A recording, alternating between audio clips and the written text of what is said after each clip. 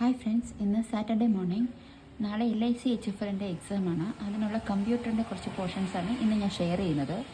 ഞാൻ എക്സാമിന് പ്രിപ്പയർ ചെയ്യുമ്പോൾ RRBക്കും RBIക്കും LICക്കും ഒക്കെ ഒരുപാട് ക്വസ്റ്റ്യൻസ് റിപ്പീറ്റ് ചെയ്തിട്ട് ചോദിക്കുമായിരുന്നു. അപ്പോൾ അങ്ങനെയുള്ള ക്വസ്റ്റ്യൻസ് എല്ലാം ഞാനിങ്ങനെ നോട്ട് ചെയ്ത് വെക്കുമായിരുന്നു.